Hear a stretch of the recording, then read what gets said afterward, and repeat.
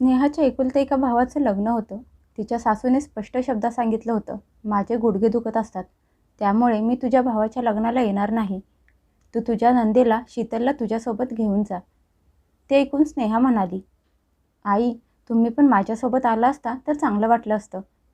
पण तिच्या सासूने सरळ नकार दिला. शीतल एकटी असताना तिच्या आईला म्हणाली, तू मला का पाठवत आहेस त्या गरिबांच्या घरात? मला त्या लोकांची नाटकं सहन होत नाहीत. तू माझं बोलणं ऐकून घे. मी तर वहिनीसोबत अजिबात जाणार नाही. तेव्हा तिची आई हळू आवाजात म्हणाली, अगं बाळा, मी तर तुला यासाठी पाठवत आहे, म्हणजे तू तुझ्या वहिनीवर लक्ष ठेवशील की ती तिच्या माहेरी काय काय देत आहे. यासाठी तर तुला लक्ष ठेवायला पाठवत आहे. हे ऐकून शीतल हसत म्हणाली, ठीक आहे आई, मला समजलं. मला तिथे जाऊन काय करायचं आहे. एक जुना हिशोब पण आठवला, तो मी पूर्ण करून येईन. असं म्हणत शीतल गालातल्या गालात हसली. स्नेहाच्या लग्नाला 3 महिने झाले होते आणि आता तिच्या भावाचं लग्न होणार होतं, म्हणून ती खूप आनंदात होती. शीतल तिच्या बहिणीसोबत तिच्या माहेरी गेली. घरात पाऊल टाकताच तिची नजर घरात इकडे तिकडे फिरायला लागली, जणू काहीतरी शोधत आहे. ती खूप गर्वाने घरात फिरत होती. स्नेहाच्या आईने खूप प्रेमाने तिचं स्वागत केलं. म्हणाली, हे बाळा शीतल, खूप दिवसांनी तुझ्या बहिणीच्या माहेरी आली आहेस. तू आल्यामुळे आम्हाला खूप छान वाटलं. शीतल खूप मिजाशीत म्हणाली, हो काकू, मलाच यायला लागलं. मला पण बघायचं होतं की तुम्ही तुमच्या मुलाच्या लग्नात माझ्या भावाचा कसा मानपान करता, त्याची किती इज्जत ठेवता. त्याच्या लग्नात तर काही खास केलं नव्हतं तुम्ही लोकांनी. नंदेचं बोलणं ऐकून स्नेहाचं मन थोडं बेचैन झालं, पण तिची आई ती गोष्ट हसण्यावारी घेऊन गेली आणि म्हणाली, शीतल, तू बघतच राहा, काहीही कमी राहणार नाही. पण शीतलचा प्लॅन काहीतरी वेगळाच होता. जसजसे लग्नाचे विधी सुरू झाले तशी शीतल प्रत्येक गोष्टीत कमी काढायला लागली.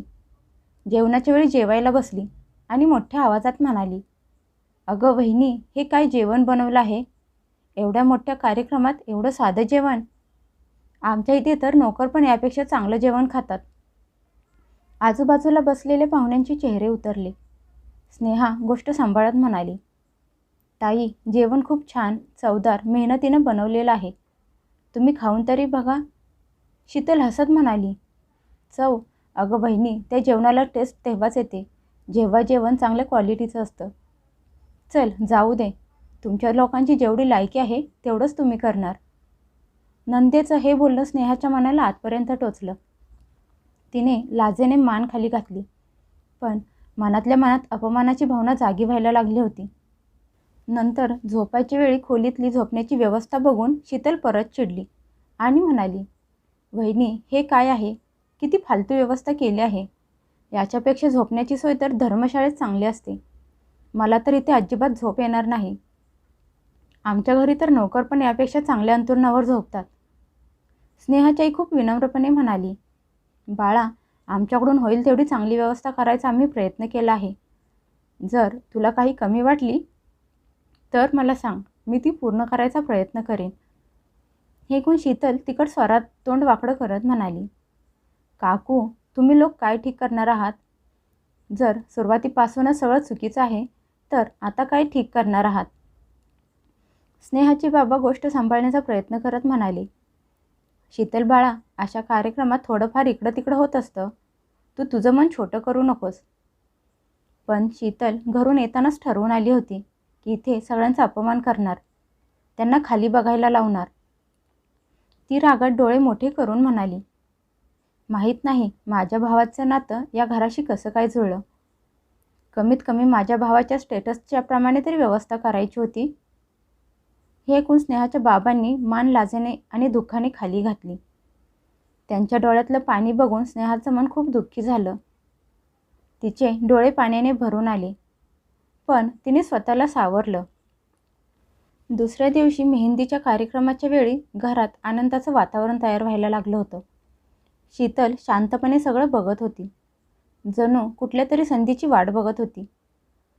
अचानक काही वेळाने ती ओरडत म्हणाली, माझा डायमंड नेकलेस हरवला आहे. या गोष्टीमुळे घरात भयान शांतता पसरली. सगळे लोक इकडे तिकडे बघायला लागले. स्नेहा घाबरून म्हणाली, काय झालं ताई, कुठला नेकलेस? शीतल रागात म्हणाली, वहिनी तोच नेकलेस जो मी येताना माझ्यासोबत घेऊन आले होते लग्नात घालण्यासाठी. तो गायब झाला आहे आणि इथल्याच कुणीतरी माझा नेकलेस घेतला आहे. नातेवाईकांच्या मध्ये कुजबूज सुरू झाली. स्नेहाचे बाबा म्हणाले, शीतल तू जरा शांत हो, आम्ही शोधतो, सापडेल, पडला असेल इथेच कुठेतरी. पण शीतल रागात तणतणत म्हणाली, नाही, कुणीतरी चोरला आहे आणि मला इथे असलेल्या लोकांवर संशय आहे. स्नेहा नंदेला हात जोडून म्हणाली, ताई असं अभद्र बोलू नका, हे माझं माहेर आहे, इथे कोणीही चोरी करू शकत नाही. शीतल डोळे मोठे करून म्हणाली, वहिनी तू तर तुझ्या माहेरच्या लोकांचीच बाजू घेणार ना. पण सत्य तर हेच आहे की जेव्हा गरीब लोक सोनं बघतात तेव्हा त्यांची नियत खराब होते आणि माझा तर डायमंडचा नेकलेस होता. नंदेच्या बोलण्याने स्नेहाचे डोळे भरून आले. ती रागात म्हणाली, ताई तुम्ही तुमची हद्द पार करत आहात. तुम्ही माझ्या घरातल्या लोकांवर आरोप करू नका. तुम्हाला माझ्या माहेरचे लोक चोर दिसत आहेत का? पण शीतल थांबली नाही. ती मोठ्या आवाजात म्हणाली, आत्ताच्या आत्ता सगळ्यांची तलाशी घ्या, म्हणजे सत्य समोर येईल. घरातले वातावरण अजूनच तणावग्रस्त झाले. स्नेहाचे बाबा मजबूर होऊन म्हणाले, जर हे केल्याने तुझ्या मनाला शांती मिळणार असेल तर ठीक आहे, सगळ्यांची तलाशी घ्यायला सुरुवात करा. सगळ्यांच्या बॅगांची, पर्सची शोधाशोध सुरू झाली. हे सगळं बघून स्नेहाचे मन खूप घाबरलं होतं. पण नंतर थोड्या वेळाने शीतलचा नेकलेस स्नेहाच्या चुलत बहिणीच्या पर्समध्ये सापडला. हे बघून सगळे बघतच राहिले. ते बघून शीतल मोठ्या आवाजात म्हणाली, बघा मी सांगितलं होतं ना की चोर घरातच आहे.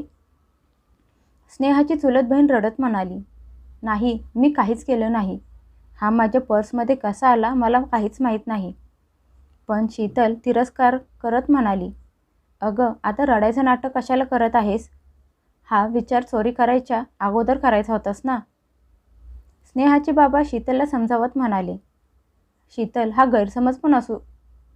पण शीतल त्यांचं बोलणं मध्येच तोडत म्हणाली, काका गैरसमज नाही तर हे सत्य आहे आणि तुम्ही लोक तसेही गरीब आहात. डायमंड बघून तुमच्या तोंडाला पाणी सुटलं असेल. स्नेहाचा नवरा विशाल सगळं बघत होता, पण त्याच्या बहिणीला काही बोलला नाही किंवा समजून सांगायचा प्रयत्न पण केला नाही. स्नेहा रागात म्हणाली, ताई बस करा, खूप झालं. तुम्ही माझ्या माहेरच्या लोकांची इज्जत मातीत मिसळत आहात. शीतल रागात दात ओठ खात म्हणाली, वहिनी इज्जत असती तर असं कृत्य केलं नसतं. स्नेहाचे चुलते रागात म्हणाले, आता मी अजून अपमान सहन करणार नाही. असं म्हणत ते त्यांच्या कुटुंबासोबत रागात तिथून निघून गेले. शीतलने एका क्षणात सगळ्या आनंदाला ग्रहण लावलं. लग्नाच्या तोच आनंदाचा दिवस, चांगल्या आठवणी लक्षात राहायला हव्या होत्या, पण स्नेहाच्या मनात एक जखम बनून राहिल्या. तिच्या चुलत बहिणीच्या डोळ्यातलं पाणी, वडिलांचा अपमान, त्यांची झुकलेली नजर आणि सगळ्या पाहुण्यांमध्ये सुरू असलेली कुजबूज, हे सगळं तिच्या मनाला आतून तोडत होतं. शीतलला त्या लोकांवर आरोप करून तिच्या मनाला एक वेगळीच संतुष्टी मिळाली होती. जणू तिने खूप मोठं काम केलं होतं. लग्न झालं. लग्नाच्या बाकीच्या विधी पण त्याच तणावग्रस्त वातावरणात पूर्ण झाल्या. कुणाच्या चेहऱ्यावर पहिल्यासारखा आनंद नव्हता.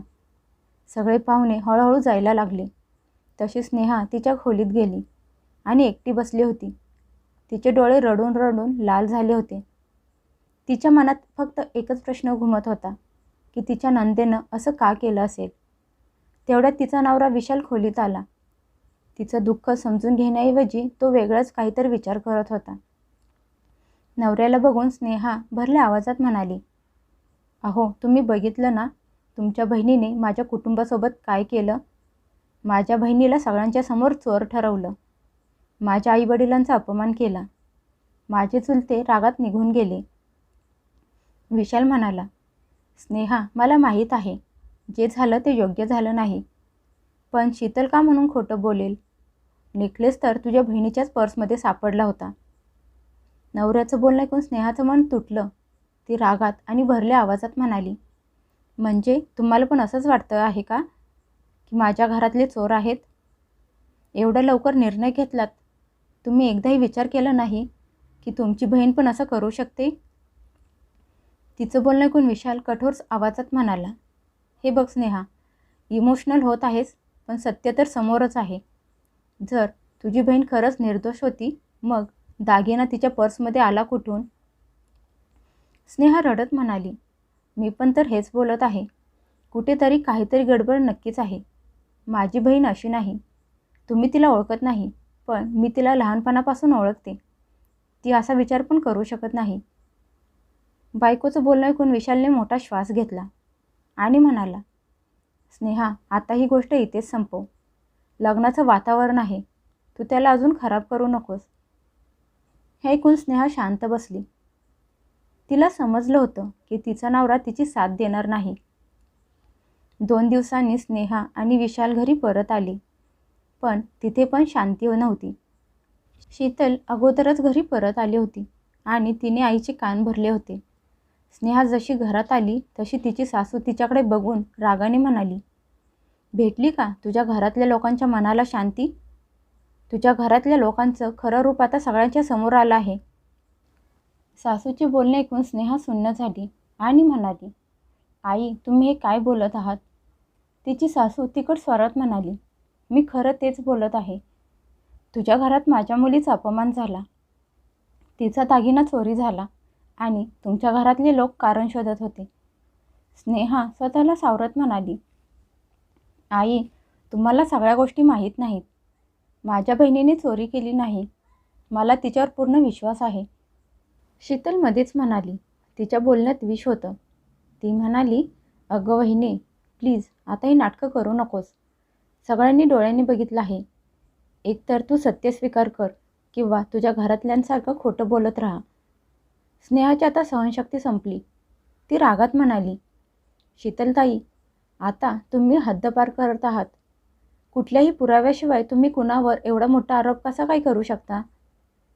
शीतल हसत म्हणाली, पुरावा? तो तर तुझ्या बहिणीच्या पर्समध्ये सापडला होता. तुला अजून काय हवं आहे? तिची सासू पण म्हणाली, हे बघ स्नेहा, आम्हाला वाद घालायचा नाही. सरळ गोष्ट आहे. इथून पुढे माझ्या मुलीला तू तुझ्या माहेरी घेऊन जायचं नाही. जिथे तिची इज्जत नाही तिथे ती का म्हणून जाईल? हे ऐकून स्नेहाचं मन तुटलं. ती म्हणाली, आई, तुम्ही एकदाही विचार केला नाही की तिथं काय इज्जत राहिली असेल माझी? माझ्या डोळ्यांसमोर माझ्या घरातल्या लोकांना चोर बोललं गेलं. तिची सासू टोमणा मारत म्हणाली, इज्जत तर त्याला दिली जाते जो इज्जतीच्या लायकीचा असेल. हे शब्द तिच्या मनात घर करून राहिले. दिवस पुढे निघून गेले, पण घरातलं वातावरण अजूनच बिघडत गेलं. शीतल आता प्रत्येक छोट्या छोट्या गोष्टींवरून स्नेहाला टोमणे मारत म्हणायची, वहिनी, आता मला प्रत्येक गोष्टींवर लक्ष ठेवायला लागतं की ती गायब तर झाली नाही ना? तुमच्या लोकांना ती सवय आहे ना दुसऱ्यांच्या वस्तू घेण्याची? नंदेचं हे बोलणं स्नेहाच्या काळजावर घाव घालत असायचं. ती अजूनपर्यंत भावाच्या लग्नातली गोष्ट विसरली नव्हती. एक दिवस स्नेहा खोलीत बसली होती. तिच्या फोनवर एक व्हिडिओ आला. तो तिच्या वडिलांनी पाठवला होता. तिने तो व्हिडिओ उघडून बघितला.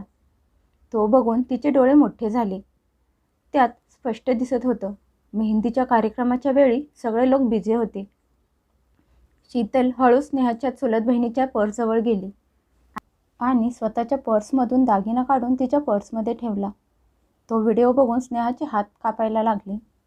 आता तिच्या डोळ्यात पाणी नव्हतं, तर राग दिसत होता. ती मनात म्हणाली, म्हणजे हे खरं आहे तर. ताई, तुम्ही माझ्या घरातल्या लोकांना बदनाम करण्यासाठी हे सगळं केलं आहे. पण माझी बहीणच का?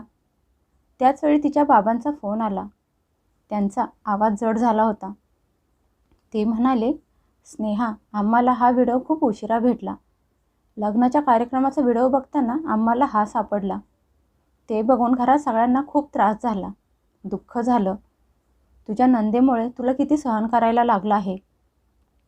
स्नेहा स्वतःला सावरत म्हणाली, बाबा, आता सत्य माझ्या समोर आलं आहे आणि मी आपल्या सगळ्यांच्या झालेल्या अपमानाचा बदला घेणार आहे. तिचे बाबा म्हणाले, स्नेहा, विचार करून पाऊल उचल. तुझं ते सासर आहे. स्नेहा रागात म्हणाली, बाबा, जिथे इज्जतच दिली जात नाही तिथे गप्प बसणं म्हणजे कमजोरी आहे. आता वेळ पलटली आहे. शीतलला जरा पण अंदाज नव्हता की ज्या जाळ्यात तिने दुसऱ्यांना अडकवलं आहे, आता त्या जाळ्यात ती स्वतः अडकणार होती. स्नेहाने त्याच क्षणी एक प्लॅन बनवला. दुसऱ्या दिवशी सकाळी तिची सासू देवपूजा करून नुकतीच बसली होती. अचानक स्नेहाचा मोठा आवाज सगळ्या घरात घुमला. ती म्हणाली, अहो विशाल, आई, माझे सगळे दागिने गायब झाले आहेत. तिचा घाबरलेला आवाज ऐकून तिची सासू आणि नवरा पळत खोलीत गेले. शीतल पण त्यांच्या मागे मागे खोलीत आली. तिची सासू घाबरत म्हणाली, काय झालं स्नेहा? कुठले दागिने? स्नेहा घाबरत म्हणाली, आई, मी कपाटात ठेवले होते सणाला घालण्यासाठी. ते सगळे गायब झाले. कुणीतरी माझ्या कपाटातून चोरी केली आहे. शीतल लगेच टोमणा मारत म्हणाली, अगं बहिणी, हे सगळं काय झालं? असं तर नाही ना की तुझ्या माहेरची सवय इथे पण कोणाला तरी लागली आहे? स्नेहा तिच्या डोळ्यात बघून म्हणाली, नाही ताई, यावेळी गोष्ट काहीतरी वेगळीच आहे. मला संशय आहे की हे सगळं घरातल्याच कुठल्या तरी सदस्याने केलं आहे आणि ते दुसरं कोणी नसून तुम्ही स्वतः आहात. हे ऐकून शीतल घाबरली आणि म्हणाली, वहिनी, तू काय बकवास करत आहेस? तुझी हिंमत कशी झाली माझ्यावर आरोप करण्याची? स्नेहा रागात म्हणाली, ताई, हिंमत तर त्या दिवशी माझ्यात खूप होती, ज्यावेळी तुम्ही माझ्या घरातल्या लोकांना चोर बोलला होता. पण त्यावेळी मी शांत बसले. तिची सासू मध्ये येत म्हणाली, स्नेहा बस कर. माझ्या मुलीवर बोट उचलण्या अगोदर तुझी लायकी बघ. शीतलजवळ स्वतःचे खूप दागिने आहेत, मग तुझी चोरायची काय गरज आहे? स्नेहा सरळ उत्तर देत म्हणाली, आई, चोरी गरजेसाठी नाही तर त्यांची नियत खराब असते. काय ताई, असंच बोलला होता ना तुम्ही? शीतल हसून म्हणाली, अगं वहिनी, प्लीज नाटक बंद कर आणि पटेल असा तरी आरोप लाव. माझ्याजवळ तुझ्यापेक्षा जास्त आणि भारीतले दागिने आहेत. मला तुझ्या त्या स्वस्त फालतू दागिन्यांची काय गरज आहे? स्नेहा पुढे येऊन म्हणाली, मग ताई, तुम्ही घाबरत का आहात? जर तुम्ही निर्दोष आहात तर तुमच्या कपाटाची झडती का घेऊन देत नाही? शीतलचा चेहरा पांढरा पडला, पण तिने स्वतःला सावरलं आणि म्हणाली, वहिनी, तू माझ्याच घरात माझा अपमान करत आहेस. स्वतःला काय समजत आहेस? स्नेहा अजूनच कठोर आवाजात म्हणाली, अपमान? खरा अपमान तर त्या दिवशी झाला होता, ज्या दिवशी तुम्ही माझ्या वडिलांना गरीब चोर बोलून त्यांना सगळ्यांच्या समोर खाली बघायला लावलं होतं. माझ्या बहिणीला चोर बोलून तिच्या इज्जतीचा तमाशा बनवला होता. घरात शांतता पसरली. विशालच्या चेहऱ्यावर टेन्शन दिसायला लागलं. शीतल रागात तणतणत म्हणाली, जा, घे जाऊन माझ्या खोलीची झडती. तुझ्या मनाची शांती करून घे आणि हा माझ्यावरचा तुझा फालतू आरोप संपेल. स्नेहा म्हणाली, खूप छान. तुमच्या खोलीची झडती सगळ्यांच्या समोर होईल, म्हणजे कुणाच्या मनात काही संशय राहायला नको. तिची सासू रागात म्हणाली, हा सगळा तमाशा करायची काय गरज आहे? मला माझ्या मुलीवर पूर्ण विश्वास आहे. स्नेहा म्हणाली, आई, माझा पण माझ्या बोलण्यावर पूर्ण विश्वास आहे, त्यामुळं हे करणं गरजेचं आहे. सगळे लोक शीतलच्या खोलीत गेले. अगोदर कपाटाची शोधाशोध केली, पण काही सापडलं नाही. मग तिच्या बेडच्या गादीखाली एका कपड्यात गुंडाळलेले स्नेहाचे दागिने सापडले. ते बघून सगळे दंग झाले. विशाल हैराण होऊन म्हणाला, शीतल, हे सगळं काय आहे? शीतलच्या चेहऱ्याचा रंग उडाला. ती घाबरून म्हणाली, याबद्दल मला काहीच माहीत नाही. कुणीतरी मला फसवण्यासाठी हे सगळं केलं आहे. शीतल स्नेहाकडे बोट दाखवत म्हणाली, वहिनी, हे सगळं तू केलं आहेस ना? स्नेहा खूप निरागसपणे म्हणाली, मी मी का म्हणून असं करेन? मला तर तुमच्या अगोदरच भीती वाटते. बघावं तेव्हा माझ्या मागे पडलेला असता, मग मी तुमच्या विरोधात कसे काय करू शकते? शीतल चिडली आणि म्हणाली, वहिनी, नाटक बंद कर. तू त्या दिवशीचा बदला माझ्याकडून घेत आहेस? तुझ्या बहिणीचा बदला?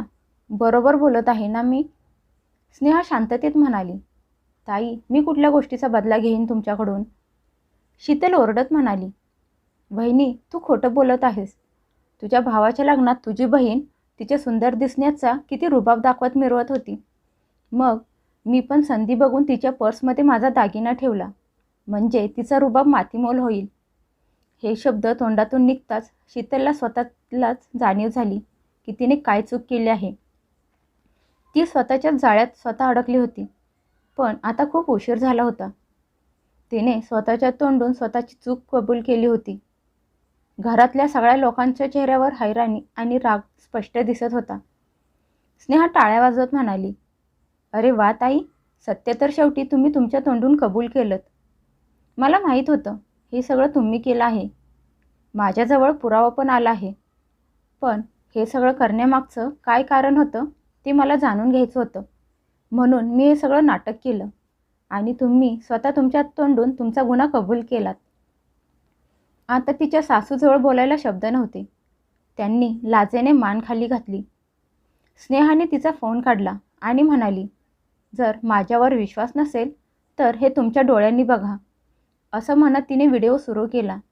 त्यात शीतलने केलेले कांड स्पष्ट दिसत होतं. ते बघून सगळे सुन्न झाले. कुणाजवळ बोलायला काहीच नव्हतं. स्नेहा म्हणाली, आई, तुम्ही त्यावेळी मला किती काही सुनावलं होतं. माझ्या घरातल्या लोकांना चोर बोलला होता. पण सत्य काय निघालं? हा सगळा खेळ तुमच्या मुलीने रचला होता. गुन्हा कितीही लपवण्याचा प्रयत्न केला तरी पण पुरावा कुठे ना कुठेतरी राहिला जातो. ताई, तुम्ही माझ्या कुटुंबाला सगळ्यांच्या समोर मान खाली घालायला लावली. पण आज तुमच्या वागण्यामुळे तुमच्या घरातल्या लोकांची मान शरमेने खाली गेली. विशालने बहिणीच्या एक जोरात कानाखाली वाजवली आणि म्हणाला, शीतल, तुला हे सगळं करताना लाज वाटली नाही का? अगं मूर्ख, तिच्या पर्समध्ये दागिना ठेवताना तू स्पष्ट दिसत आहेस. हा लग्नाचा व्हिडिओ आहे. सगळ्यांनी बघितला असेल. तू त्या लोकांना बदनाम करायला निघाली होतीस, पण खरी बदनामी तर सगळ्यांच्या समोर आपली झाली. शीतल रडत म्हणाली, दादा, मी तर चेष्टेने. स्नेहा मोठ्या आवाजात म्हणाली, चेष्टा? कोणाच्या तरी इज्जतीसोबत खेळणं तुमच्यासाठी चेष्टा आहे का? तिची सासू आता शांत होती. मुलीला वाचवण्यासाठी त्यांच्याजवळ शब्द नव्हते. स्नेहा रागात म्हणाली, इथून पुढे माझ्या माहेरच्या लोकांच्या इज्जतीवर बोट उचलण्या अगोदर 100 वेळा विचार करत जा. आत्ता मी शांत बसून सगळं सहन करणारी स्नेहा नाही. माझे आभार माना ताई, मी तुम्हाला पोलिसात देत नाही. नाहीतर तुमचं हे वागणं जेलमध्ये जाण्याच्या लायकीचं आहे. आज स्नेहाचं रूप बघून तिला कुणी काहीही बोलू शकलं नाही. शीतलच्या चेहऱ्यावर हार स्पष्ट दिसत होती. स्नेहाने तिच्या माहेरच्या अपमानाचा बदला घेतला होता आणि नंदेचं सत्य सगळ्यांच्या समोर आणलं होतं. त्या दिवसानंतर कुणाच्यातही हिंमत झाली नाही तिच्या माहेरच्या लोकांना काही बोलण्याची. स्नेहाने तिच्या नंदेकडून तिच्या वडिलांच्या अपमानाचा, त्यांच्या इज्जतीचा बदला घेतला होता आणि तिला चांगलीच अद्दल घडवली होती.